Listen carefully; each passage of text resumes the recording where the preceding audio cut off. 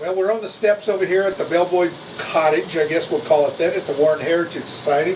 And with me is Claire Griffin. She has wrote a book. Claire, hold up the book right there. And she's here at the Society, and she is going to talk about this book, and it is called A Rebellious Woman. And obviously we're going to talk about Belle Boyd. You bet. So, first of all, why in the world were you interested in Belle Boyd? Well, that's an interesting question. I was interested in writing about, history for adults, historical fiction. I was going to a historical fiction writing workshop, and we were instructed before we came to poke around and try to discover somebody who was not very well known, but sort of in our neck of the woods. Right. At the time, I was living in Washington, D.C. So I poked around, and somehow Belle Boyd jumped onto my radar, and I read about her, and the more I read about her, the more I wanted to write about her, and I thought she could live in California, and I would want to make her the subject of a book. Right. So 17 years later... Isn't that the way it always is? Oh my goodness, I never would have gotten into it if I had known how much work it was going to be, because my books are very factual. It's historical fiction, but the history part is real.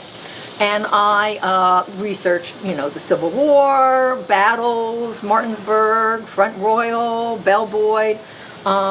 And what is interesting to me about her is not just her Civil War exploits, which are extraordinary, hard to believe, but also her later life, when she continued to break the rules for women. Is that where the rebellious woman part came from? Absolutely, yeah. And at one point in her autobiography, which she wrote at the age of 20, which seems a ridiculous age to write an autobiography, but her life had been so eventful that she had a lot to say. And she referred to my rebel heart at one point. And I thought, well, I could call the book My Rebel Heart, but people might think it was a romance. Right. It has the wrong vibe. And I realized that the calling her a rebellious woman really fit. It fit her at the beginning of her life, and it fit her right up until she died. Well, isn't that amazing? It goes to show you don't have to. You can be a young person and accomplish a lot in your life. Well, sure. Yeah. Especially if you're willing to take terrible risks. That's the trick about her. Think of the risks she took in a period of time that we just can't really wrap our head around. No, and that is really true, and it's one of the points that I make in some of my presentations is how confined women were in that day. There were rules of etiquette. They wore all these clothing. Their dresses weighed 10 pounds. They had corsets that made it hard for them to breathe. Some of them couldn't manage to walk around the block.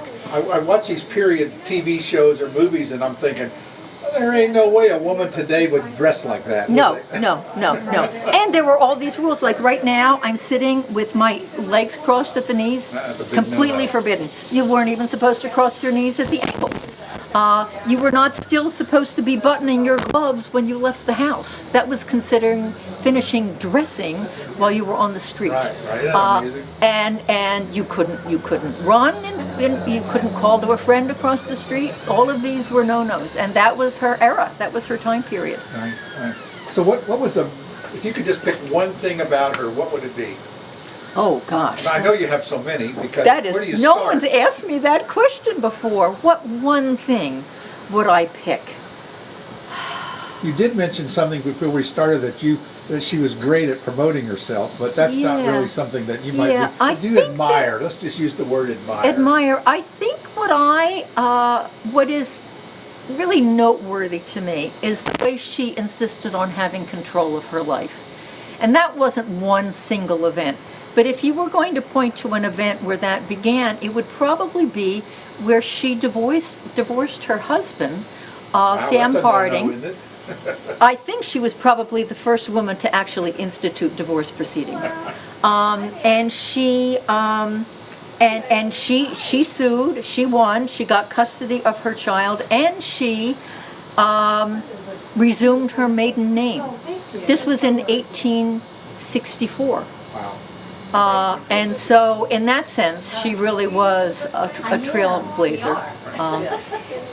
she wanted to have control of her life, Right. which, these days we don't think much about that, Right. but in those days was a very rare thing. Right. So when we take this book, it is, you call it historical fiction. Yes.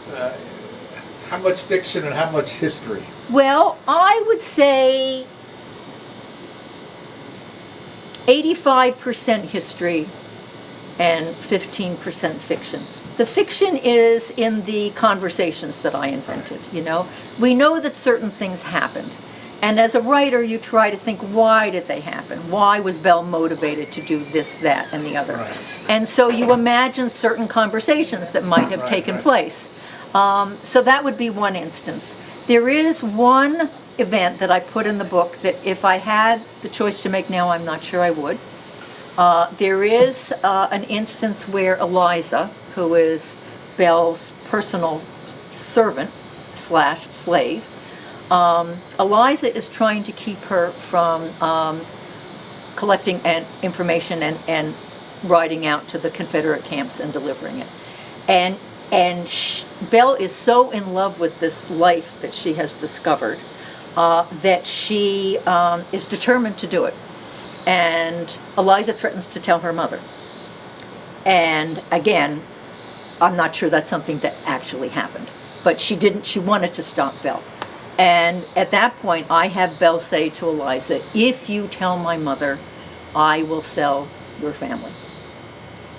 I have no reason to think that that happened. Because in fact, the relationship between her and Eliza were very close. She taught Eliza how to read. And they remained close until Belle died. They wrote letters back and forth. Belle sent gifts. So they were very close. So I don't think that that ever would have happened. But I put it in because I wanted people to know how strongly Belle felt about being able to continue doing what she was doing. So that is complete 100% made up by me. Well, it sounds fascinating, but now like I ask every author, what's the next book? Everyone has another book in their brain. I know. And it's funny because my first book was contemporary realistic street fiction for young adults, and it won a Kirkus Book of the Year for teens, okay? So, big departure. But it didn't take 17 years. No, that book actually went very quickly. But teens are not buying books. And so libraries and schools were buying this book. I thought, well, I want more readers. Adults are reading historical fiction. I love historical fiction. I will write historical fiction. So that's, Belle. My next book is also historical fiction, and it is based in the Gilded Age when J.P. Morgan's nephew falls in love with and marries a geisha. Again, it's fascinating, but there's no overlap. But but when I discover a story that just seems so interesting and is not that well known. I mean, Belle has been written about numerous times, but not much lately. Right. And it's been a long time since a novel came out about her. So I get hooked on a story and I try to turn away, and you won't let go until it's done. It doesn't let go. It doesn't let go. Yep. Well, we really appreciate, Claire, Thank you. coming to Front Royal, visiting our Warren Heritage Society. It's a great treasure trove of... I know it is. I've been here before. It's tons of stuff. It's really amazing where you find out all sorts of cool things about our history. Yeah. Some fictional, maybe, but that's okay. But we're going to look forward to your second book, and let us know when that happens. Okay. All right. Alrighty. And thanks again for visiting our community. Oh, thank you. I'm so happy to be here. Thank you. Yep.